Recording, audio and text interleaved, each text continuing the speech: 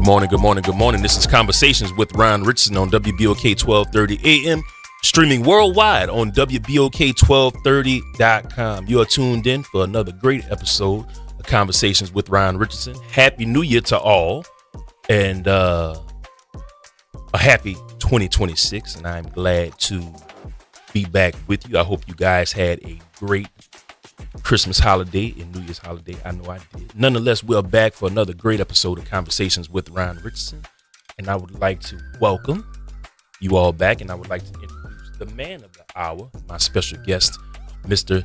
Darvon Ingram. And I have two other co-hosts in the studio with me, my regulars, Miss Kimberly DeLosa and Mr. Will Jemison, who's helping me set my audio up as he sits down in his seat. Welcome to the show, Mr. Darvon Ingram. Before we add in Kim and Will, I want you to introduce yourself and tell my listener audience a little bit about who you are and why you're here. Take it away, my brother. Well, great morning, everybody. It is a pleasure to be here on today, giving God the honor and the praise of just having another day, just seeing another hour and another second. My name is Darvon Ingram. I'm from Detroit, Michigan. I'm a gospel rap artist, poet and minister, spoken word artist. Originally from Detroit, Michigan, moved here in 2005, right before Hurricane Katrina, and been here ever since. What up, dude? What up, though?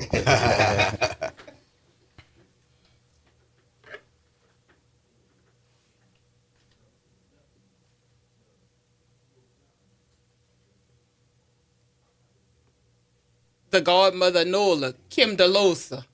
It is right. My name is Kim DeLosa. I am born and raised here. I created a platform called The Insanity of Giving Back to check on the mental health of community leaders and community caretakers, because I'm a veteran community leader, community caretaker. I've been in community development for 30 years.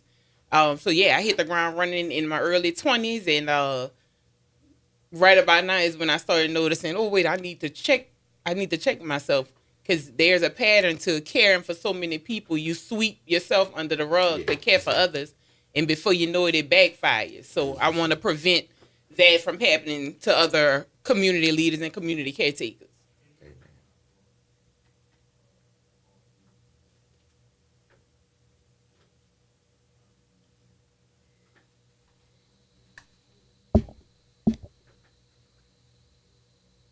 So, Darvon, I want you to touch on your story and tell us here at WBOK in Conversations with Ron Richardson how you got started on your mental health journey. Well, God is the center of everything, and I've always had a background with having a relationship with God. But mentally, God was showing me. Coming to your mic a little bit more. Hmm? Coming to your mic a little bit more. Can you hear me? Yeah. Continue. Okay. Yeah. Yeah. So with my mental health challenge, started at a young age, but I didn't realize it until I moved to New Orleans, and I started to receive treatment and learn more about the way that we operate as a people, as humans. And psychology was my main major when I started attending Dillard University.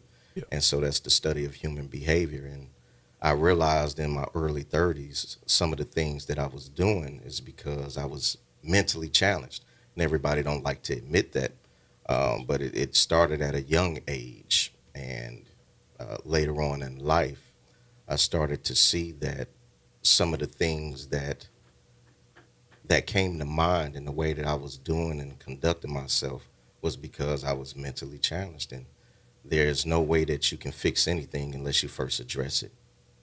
You know, and one of the things that I touch on, and Kim and Will can attest to this because they're regulars on the show, is that, and I think we talked about this the last time that you were here, Kim, is that a lot of our issues start at home and they carry over into adulthood. Because, you know, I say this every week, and I know my audience is probably saying Ron sounds like a broken record, but Kim, you're from same generation that we are, we come from that generation where a lot of us were meant to be seen and not heard. Mm-hmm. So we carry whatever issues and whatever childhood trauma over into adulthood, Right. Yeah. and we never get it. We never get it right because we think that the it's a norm. Yeah. Okay. Yeah, and speaking for me, I come from village anchors, right? We had these grandmothers who they don't know nothing about therapists. All they know is to do is pray and feed you. Yeah. Your daddy didn't come pick you up today. He left you there. Come on, let me bake you these cookies. Or come on, and again, it's no fault on our grandmothers. They did what they had to do and what they knew how to do to comfort you at that time. Best thing. So now as adults, we're now, we come up under grandmothers that say, baby, we don't need we need Jesus. But I think our grandmothers was different too, because our grandmothers was 50s, 60s. The grandmothers not in their 30s and 40s. They had Right. a tree house, so it's a little different. Valid. I think that age difference with the people having the kids a little younger and stuff like that changed. I can't say it changed the family dynamic. It just changed how we was raised. Cause And then if you, it's just speaking from my own personal journey, now that I am in active therapy, looking back at our grandparents, they had their own stories, yeah, right? absolutely. And You they had can- their own trauma. their own trauma, and we can think back to, that did happen in the house. That my grandmother shook it off and went back to cooking. Right. I'm just thinking back some of the interactions between my grandparents. I'm like, that lady stayed there for all, for all of that. Oh, my grandfather really took that off my grandmother. Right. It's like they knew how to. Family was the anchor. We got to stay here. I don't care. We gonna cuss each other out. You go back and watch the they wrestling stuck match. it I'm out. going back in here Yeah, and they finish stuck cooking. it out nice. But it was very much traumatic. And they stuck out those really. They had their words and or whatever, and like you said, they went this room, and they stayed together. Now it's an argument and the stuff out on the lawn and the people. Yeah, or everybody- gunshots. Yeah, they not sticking Yeah, it they out no take- more. yeah. And they take it to the extreme, like you said, and that's it. Yeah. So, Delvon, before the show, you said, you had some mental health issues. When did you decide enough was enough, and you said, okay, well, I'm going to take the necessary steps that I need to get help? Well, enough been enough. But when I came to realize that it's been a cycle, it's like I've just been spinning my wheels, like that hamster that you have on that wheel.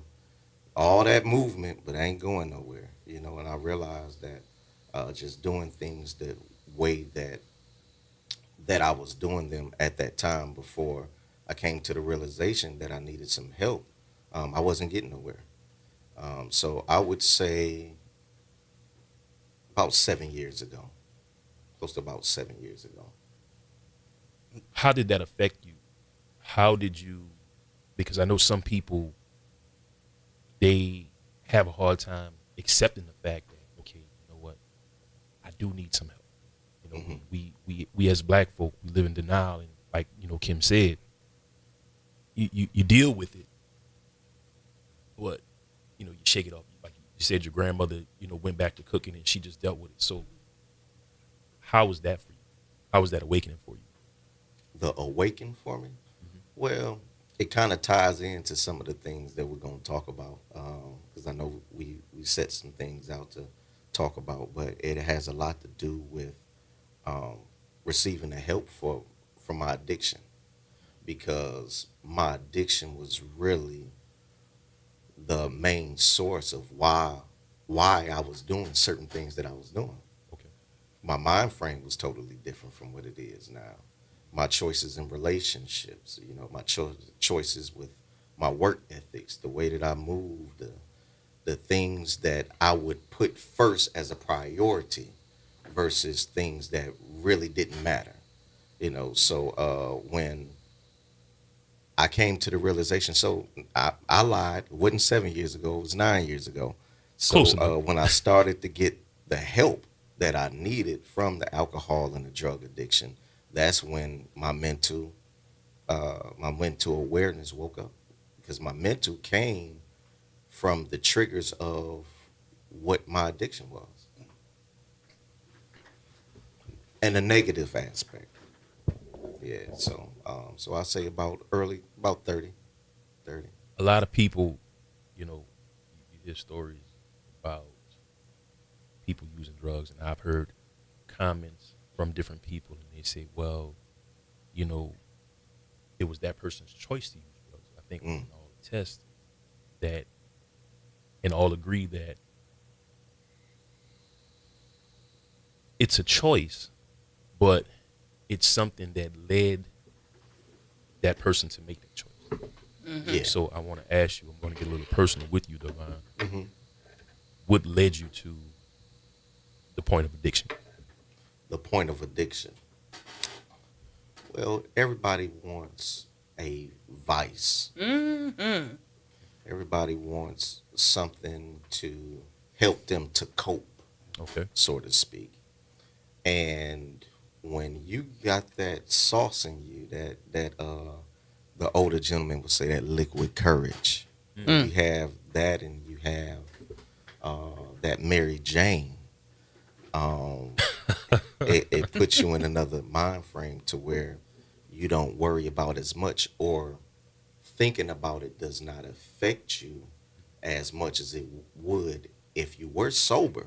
But that's a lie in itself, because alcohol, and I learned this when I was an alcoholic working at Walgreens and on Loyola and West Esplanade in Kenner. I learned that liquor is a depressant. And it's crazy because you see people on TV, you watch these cop shows. Every show. Yeah. Every show. You got a problem. Oh, let's go get a drink. Let's go get a drink. That is not the best way to cope, you know. So I've really learned that the reason why I did it is because I just wanted something to help me to get through it. But the reality is, no matter what you do, no matter if you're shooting up in your arm, if you're sniffing, if you're drinking, if you're smoking, no matter what it is that you do, once all of that wear off, you still got the same old thing you was dealing with in the beginning. Yeah, because for some people it's drugs, for some people it's food, for some people it's work. You're just trying to not face your traumas. Right, So let me dive into something else. You know, for some people it's sports, for some people it's the video games. You know, And for some people, so it's a whole sex lot. also. That's another addiction. Sex is also another addiction. Yeah, And we don't talk about it a lot because we think it's so normal, but Yeah. that's an addiction as well. They got classes for that. They Right. do. Yeah. And mine, like me, I used to drink. I was sometimes more than a fifth a day of Crown. Ooh. Wow. Yeah, on it, and I Crown will put you down. Yeah, that Crown. But man, I used to drink Crown. And I guess, a functional alcoholic. I get up in the morning and make me a drink and go do what I gotta do, and I walk around every day with my styrofoam cup. You remember? And I just November 2 years ago, I just made the concept. I'm quitting. And you know, when I met Will, I met you. Yeah, I was still drinking when you met. About 2 years ago. It was longer than that. It was just doing Dolphin Radio. It's been about 3 years. I was at another radio station, and you know, Will walked in, and I just thought, you know, he was happy-go-lucky guy. Yeah. You know, and look, Drinking, we understand, you know what I'm saying? you know, Will is always the one to crack jokes and make people laugh. I mean, you could look on his Facebook page on a daily, and he's gonna give you something to say. But that's the mask, right? That's the mask we wear. Another reason why I started my platform, because as a visible community leader, the mask is always on, right? We got to get on camera. Don't nobody want to hear your grandmother is dying of terminal cancer. They want to hear, how can you feed the homeless and put some clothes on our bags? And Kim, I got a dead teenager uptown. I got to get there. I got to, this child needs a tuxedo. When those cameras come on, you got to get to, but you're steadily putting yourself under the rug and your needs under the rug. And again, for me, it was, you know what? The Lord called me to do this. Maybe this is what comes with it. Until I self-destructed, literally. So yeah, it's like, that's the mask, right? You thought Will was happy-go-lucky, but for me, it's taking a deeper dive into, okay, tell me what's the human side of you. You know, we see all the greats, the DC Pauls and the Rude Judes and the Corey with the K's on the mic, but who are they when they're at home alone, by themselves, just reflecting? Are you that same happy-go-lucky person, Right. or is there something we need to explore? And like I said, man, Will, I didn't know. We go back to that, and I always say I didn't know, what you were going through because you hit it so well until one day Right. we had we didn't even have a conversation about it. I saw you on Facebook. And I was like, my man was going through, what he was going through, and then after you went on your little, let's say a vacation, to get away from everything, you and I sat down and had a talk, and you were like, man, look, this is what it is. And that's when you really started to open up to me. Right. And then, here we are. You've been co-hosting with me Wow. for about 3 years now. Crazy. I'm glad that you are on this platform, and, you too, Doron, and you too, Kim, because all of us, all four of us have different stories and different situations that we can, add to each other. We can support each other because we all have different stories to tell. So, Devon, how did you get into ministry, and how did that whole journey start with you, along with your mental health? Well, it all started when I was 12 years old. When I was 12 years old, my great grandmother. Well, let me go back a little bit farther than that. And I ain't gonna take up too much time, but let me go back a little bit farther than that. I was born into a Church of God in Christ. That's the church that my grandmother became a part of. That's her faith and my mother. So when I was born, it was a Church of God in Christ. But when I became 12, I visited church with my great grandmother. It was a Baptist church. So I tell everybody I'm mixed, Yeah. So when I was 12 years old, my pastor at that time in Detroit, McKinley Williams, he was preaching, and I had a chill come over my body. You know how when you're cold, you get a chill, you get goosebumps and stuff like that. But this in particular, at this time, it was a chill, but it was hot. And I was like, oh man, what's going on? I'm listening to him preach, and I'm motivated, like, man, hold on, wait a second. I'm like, God, I want to do that. And he said, you gonna do that. That's what you gonna do. That's why you feel that way, because that's what you gonna do.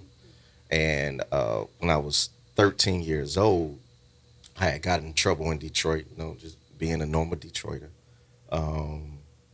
being a normal boy, making some bad decisions. Even though I was making bad decisions, it was still some things that God placed in my heart to do. So what I did was, God placed in my heart to start teaching in my class, my 5th period class at Cerveny Middle School. And at my hearing, my teacher said, Darvon's just obsessed with his Bible. He's just going around and the kids, teaching the kids stuff and taking words out of context and everything. And let me mind you, I was 13 years old, but my heart was right. And I knew when I was 12 years old that was something that was going to follow me all the days of my life. No matter what I did, no matter what trouble I got into, no matter what decisions that I made that wasn't the best decision in the world, doing wrong when I knew I was doing wrong, I knew that was going to follow me, because I knew that wouldn't leave me. It's in my heart. A lot of people do things for glamour and for recognition and the thought of self-greed, but it's actually something that I enjoy doing because it's in my heart to do it. So ever since I was about 12 years old, I knew that ministry was going to be a part of my life. When I turned, I think I was 15 years old, my pastor said in front of the church, he was naming all the officers and everything. And let me tell you, I did not put my name in no ballot. And May I ask why? Was it because you weren't ready? So I thought. Okay. I just thought that was something that the board of directors handled and the pastor handled. So I didn't think nothing of it. I just knew I was studying. I knew it was in my heart to study. I knew I was doing things that really helped me out. But overall, my pastor, he said, this is our new youth leader. So ever since then. So you know what? All three of you have taken me to my first break now, which I am so grateful for. So you know what? We got to go to our first break. We'll be right back after this. It's cool? All right, man. Conversations with Ryan Richardson on WBOK 1230 AM, streaming worldwide on WBOK1230.com and also on YouTube. Remember, guys, if you want to find out more about yours truly, you can go to Facebook. Just search for the Ryan Richardson or Ryan Rich Facebook page. And you can also find me on Instagram. Just search for Ronald_Richardson_Jr. on Instagram. You can find out everything you need to know about myself, Queen, and everything I have going on here at WBOK. Nonetheless, we'll be right back after this with Conversations with Ryan Richardson. See you in a sec. Peace.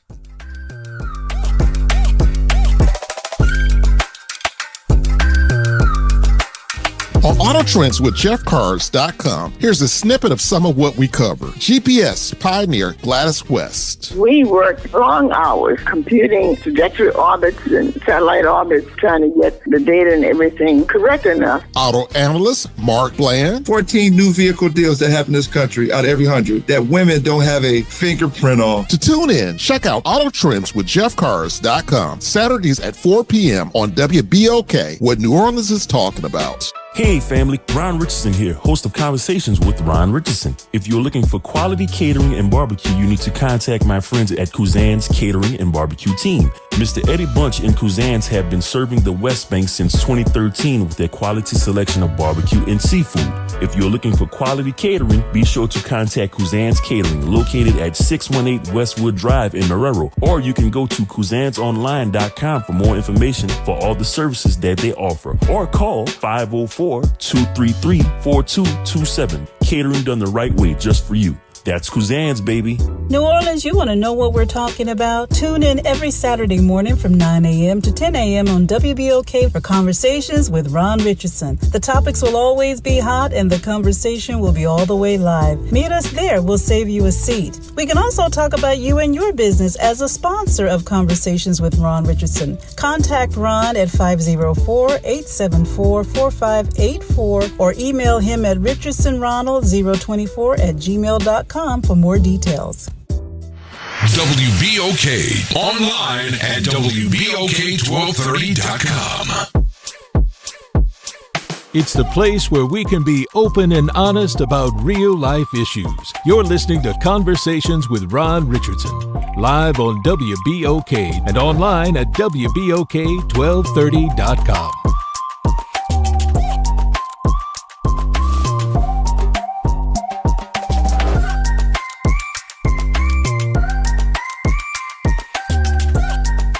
Welcome back. This is Conversations with Ryan Richardson on WBOK 1230 AM, streaming worldwide on WBOK1230.com and also on YouTube. And I have my main man, my new extended family in the building, Mr. Devon Ingram. Devon, how are you, sir? Man, I'm so glad to be alive. I'm happy to be here, man. All right, and we have to the left of Devon, Miss Kimberly DeLosa. How are you, man? I'm good. And we got my main man, always supporting me, always rocking with me when I need him, the great Mr. Will Jimison. How are you, young man? What's going on? Good morning. Wait, let's see this mic right. All right, try it now. Good morning. What's going on? There we go. All right, we have the fam in the building, man, talking about mental health. And my main man, Mr. Devon, is the star of the show, telling his story about mental health and addiction and different things like that. And we got Kim talking about her organization, The Insanity of Giving Back. So before we get back into the interview, what did your organization do for the people of New Orleans during the holidays?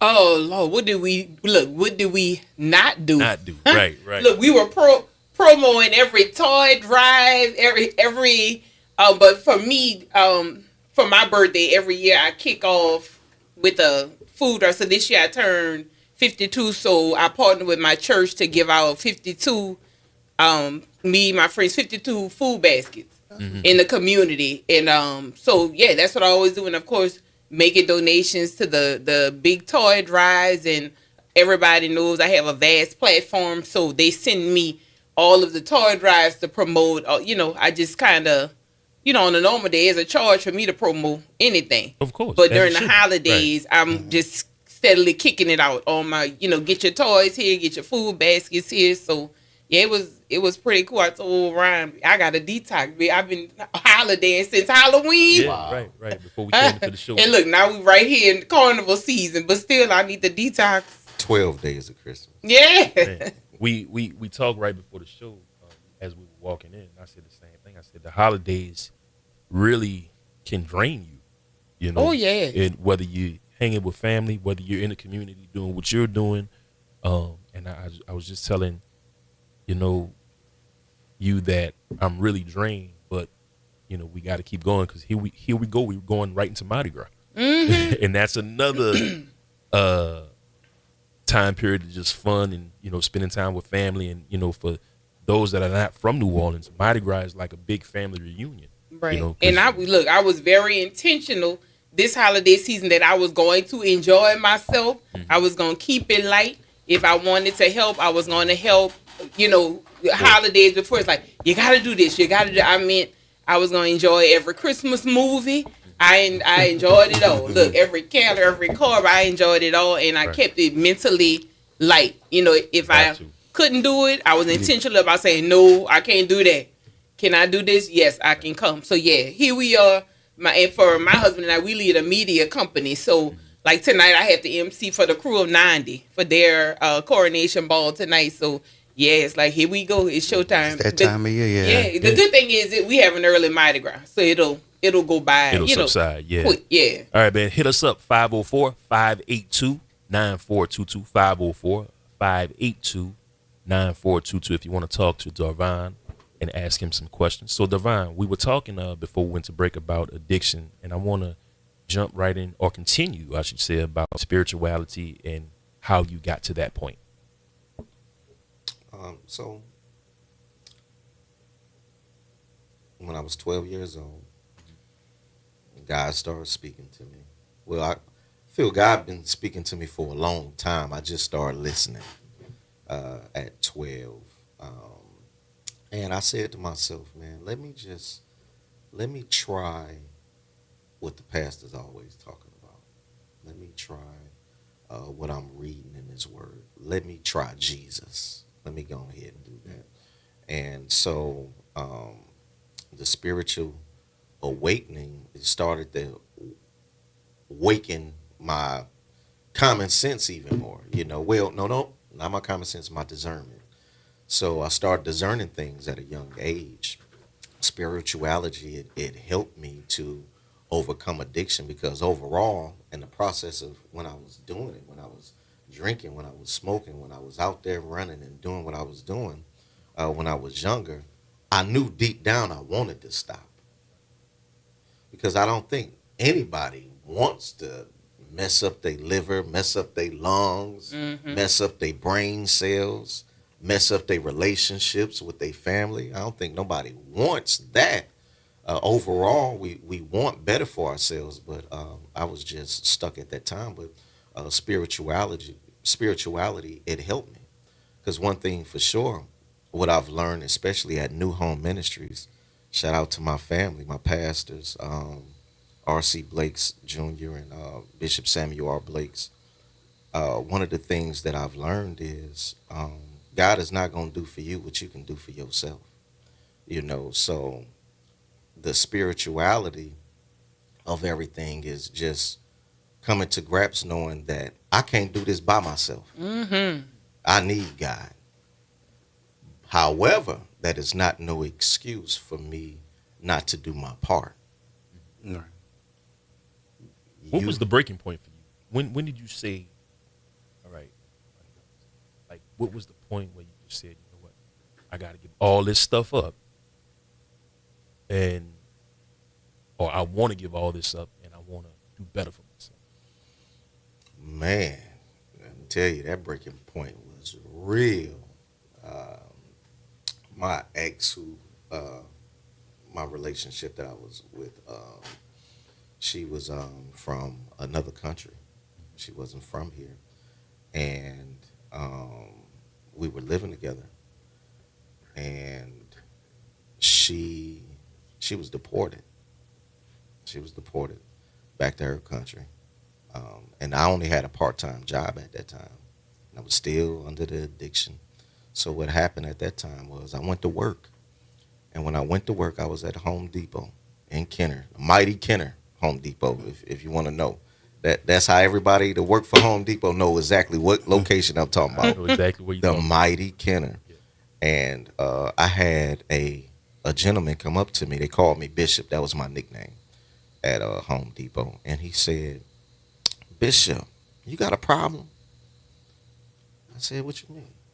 What you mean I got a problem? And I'm looking at him sideways. What you mean I got a problem? I said, man, you got a problem, man. I know you do, because I smell the alcohol on you now. Oh, wow. And I smelt it on you before, but I ain't say nothing. But I smell it again. And then he said, you can talk to the representatives here, and they'll help you out and get you some help. And I'm listening to him. I wanted to keep denying it, knowing darn well I had me some Bacardi Gold before I went to Home Depot, you know. And Don't talk about that, because you know what? Wait, never mind. Never mind. Keep going. So he said, man, he said, if you want some help, they'll help you. And I'm still trying to deny it. But he said one thing that made me change my mind. He said, I know that they'll help you with your problem because they helped me. Oh, wow. And he was from the streets, you know, so just put two and two together.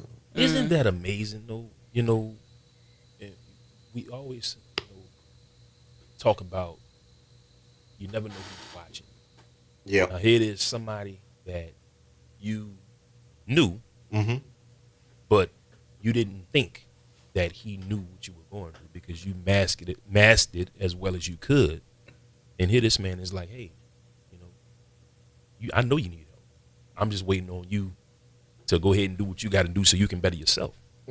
Right. Most definitely. How did that make you feel? Well, at first it was embarrassed, but I knew all the while before that day, I was praying to God, like, God, my stomach burned when I be drinking this alcohol, because most of the time I wasn't eating a whole lot before I was drinking. I was eating just enough so I could drink again. You don't want to suck your liquor up. Yeah, right. So overall, I wanted to stop. So when he came to me and he brought that to me, I was embarrassed on one end, but on the other end, it's like, hold up, is this an embarrassment or a breakthrough? Yeah, it's like God sent you an angel. Guys, you sent it to me from the street. And by him being from the streets, when we used to interact with one another, and me being from Detroit, and I'm not from the projects of Detroit, but I'm from the hood, So we had a lot in common. We had a lot to talk about. And he had a mutual respect for me, and I had a mutual respect for him. So I know that if God helped him, and he's a little rough around the edges, and I know I'm a little rough around the edges, then the same God that helped him could also help me. So I took it at face value, and I was like, well, let me see what this is about. Let me see if my life is going to change. I keep saying to myself, only if I could stop this. Most of us, we see our potential. God show us. Right. We know we have potential to exceed and go far in life, but at the same time, we have something that's holding us back. And most of the time, what's holding us back the most is us. Yeah, the human will. Yeah. Yeah. And this is another point I always touch on. Everything intertwined the way it's supposed to be. But 2017, my grandmother passed, and I was going through dealing with my disability. Dealing with the fact that I had cerebral palsy. Now, mind you, I'm a grown man. Yeah. And I didn't talk about it. I didn't. Family and friends knew, close family and friends knew, but I never made it public. Going out, with new friends or going out on dates, I never would talk about, the disability. People would ask me questions, and I would always try to hide or say, hey, I'm good. I just got a little situation going on right now. And, it's true what they say. The only person that stops you is you. And I had that moment where I said, you know what? Forget it. I'm just take a leap out on faith, and I'm gonna put it out there. And once I did that, it was like doors started opening because I stopped hiding and I stopped, living in denial about what I was dealing with and what I didn't realize at the time. I realize it now, but people respect you more when you take charge of your own actions, Amen. Your own thoughts, accountability. Yes, and it is amazing because when I first started talking about my disability and things that I dealt with from a physical sense, I didn't know what people's reaction was going to be to it. And it's like, man, all I get now, here we are, almost 10 years later, all I get now is, man, like, look, keep doing what you're doing. Keep striving to be better because you're pushing us to overcome our fears and overcome our limitations that we did. And the healing is in the story. Every time someone brings you in to actually tell your story, and I know after I get off the radio today, and then when I get in my car, I'm gonna have fellow community leaders calling, girl, give me, I know I need to go get a therapist. I'm tired of hiding. It's a new year. Right. I need to do it. So it's like that's the joy of it. You being transparent about what happened to you and other people being helped by your transparency. And I don't think people realize how much therapy, like, it is just talking about it and not keeping all that stuff bottled up. You feel a lot better.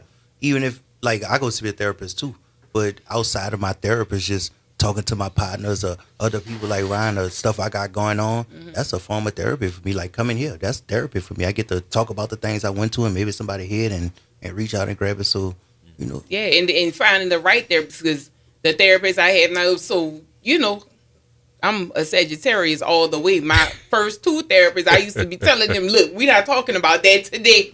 But this one is like, you godmother knows in the streets, but in here I'm in control, and we gonna take it all the way back to childbirth, to the point sometimes I was sobbing on the floor, like, forget the Kleenex, baby, just bring me a towel. Like, she went there. She made me go there.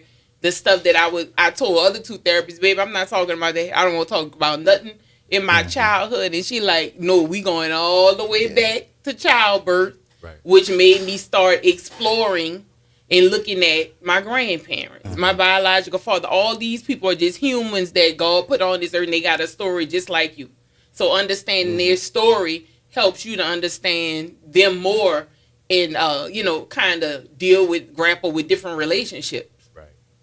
So, Davon, when you started your journey on healing with mental health and addiction, we have a tendency to, when we go through these different journeys, and when we finally take accountability for our actions, we have a tendency to lose the old crowd. So how did your friends react to the person that you were trying to become at the time? Well, honestly, I'm selective of the company that I keep around me. Been that way at a young age.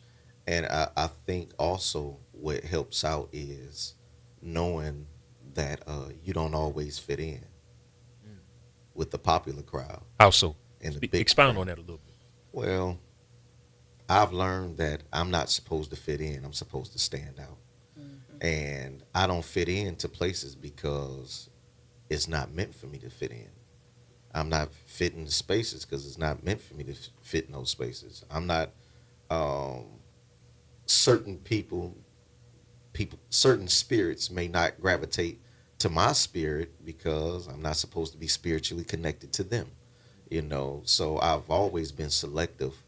So the crowd before and after is basically the same because I'm very selective on the people that I choose to be in my circle. Yeah, so that didn't change much. But I will say that I have noticed that jealousy comes in different packages.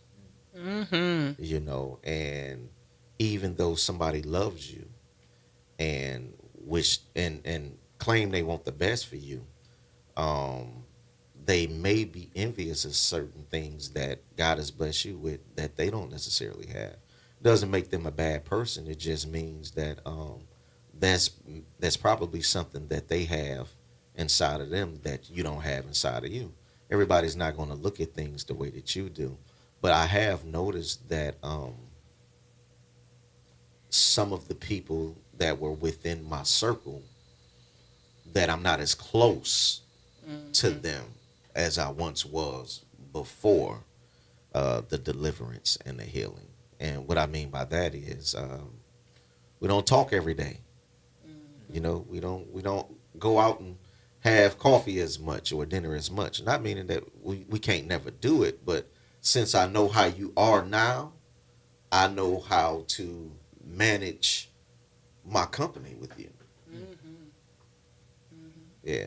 So discernment, discernment with knowing the people that are around you, discerning the intentions of them, taking a look in the mirror. It really helps you to produce your time, manage your time wisely, and the company that you keep. So I basically got the same people that were with me, but some people I'm just not as close to as I once was. So in other words, you have your day ones.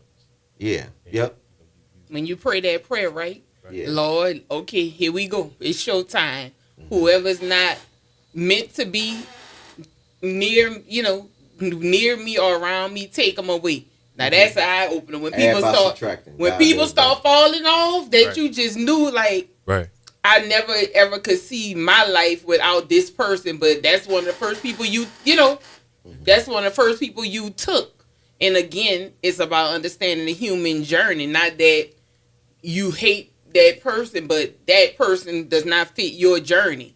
So that person, and I mean, like, when I prayed the prayer, it started breaking down immediately. I'm like, oh, Lord, you done took, I ain't say take the whole family. Now, you done took almost the whole family who you just knew you would be jail tight with until you take your last breath on earth. But it's amazing. It's amazing that you bring that point up, because even with my mental health journey, that I started, last November, a year and a half, I noticed that my conversation is, I noticed that I don't deal with the same stuff. I was going to say something else. I had to catch myself. But I don't deal with the same stuff that I once dealt with before. And it's amazing, when somebody's calling you up or they're constantly being negative. I just, like, look, I got to call you back. I'm not trying to hear that today. Associate of mine, and I know everybody's not really for the holidays, because we all have situations that have caused us to, not be as into holidays as we once were. But she was like, well, she just constantly said, I'm trying to deal with the holidays. I was like, okay, I get that. But you're making me depressed because you're in a depressed mood. Right. And it's like I had to back away from them, because it's like, everybody is in Christmas spirit or whatever the case may be. I'm trying to spend time with my family. So it's just amazing how sometimes you have to back away from people in order to keep your own mental sanity. And like, for me, my old self, boundaries, I didn't have any boundaries. I'm here. Yeah, I'll speak there. I'll go there. I'll be here. Now I understand. No, those two letters. No, that's a full word. It's a complete sentence. No is a complete sentence. No is a real word, and I had to set the boundaries.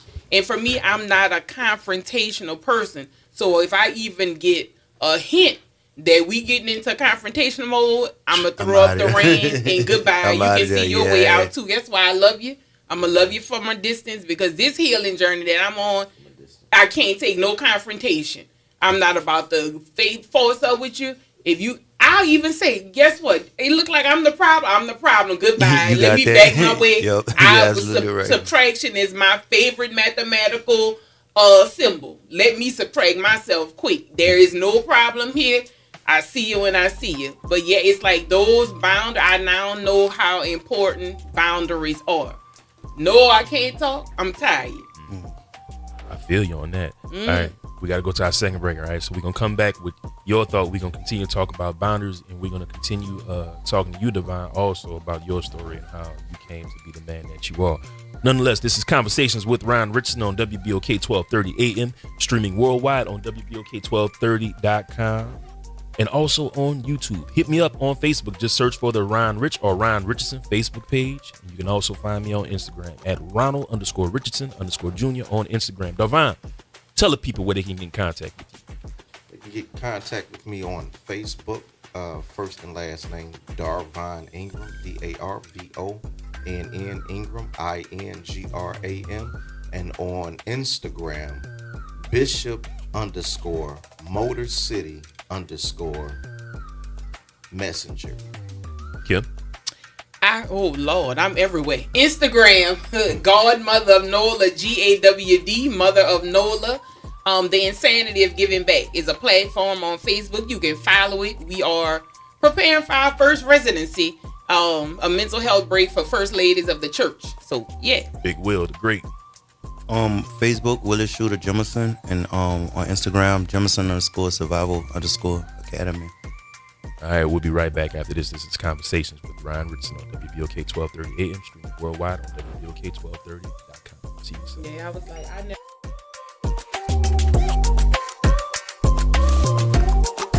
New Orleans, are you ready? A fresh voice in the city is here, bringing you the beats, the culture, and the stories that matter. From local music and food to real talk on what's happening in the streets, we've got you covered. Stay tapped in. Follow us on all platforms at WBOK 1230 for the latest updates and exclusive content. Your city, your culture, your news. Don't just hear about it, be about it. Follow us at WBOK 1230 now. Ron Richardson here. If you are like me, that means you love the feeling of getting a fresh haircut and shave. If you do, then you should check out my friends Eddie and Dana Bunch at First Impressions Barber and Beauty Salon, specializing in hairstyles for men, women, and children. If you want to make a good first impression, you should check out First Impressions Barber and Beauty Salon, located at 618 Westwood Drive in Marrero, or call 504-341-6777. Remember, it's never too late to make that first impression at First Impressions Barber and Beauty Salon.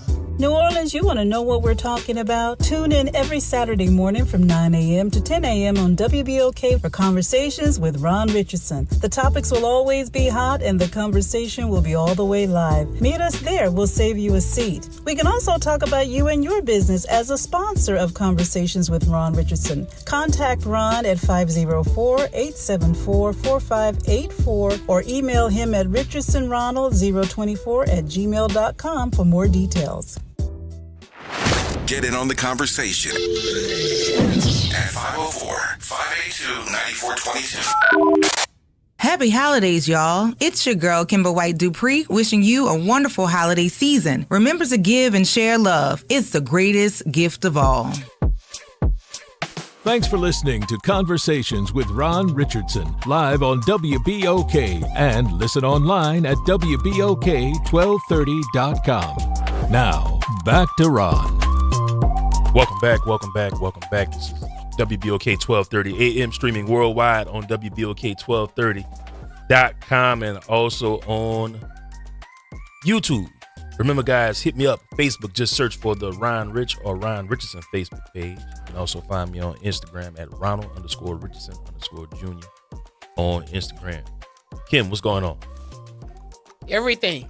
Ready for the new year. Y'all laughing and talking, and then y'all leaving me out the conversation. Yeah, we in here talking about boundaries and telling people no, it's okay to say no and to take care of yourself. We just talking in here about being selfless, and I think it's selfish season now. I was like, I've sold another. I just find joy in now. I'm selectively choosing what I want to be involved in versus me seeing it as a duty. Like, I'm a community leader. When they call, I got to go.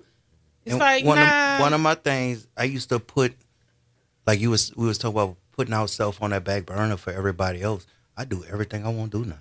Yeah, me too. I don't not do what I want to do for other people. If I want to do something, I'm doing, man, I'm gonna have to catch you another day. I got this going on. So, and that made life so much better for me. Yeah, that's the stage of life I'm in. Like now, this is passion work, right? The Lord saved me from myself, so now I can selectively point and say, I need to talk to you.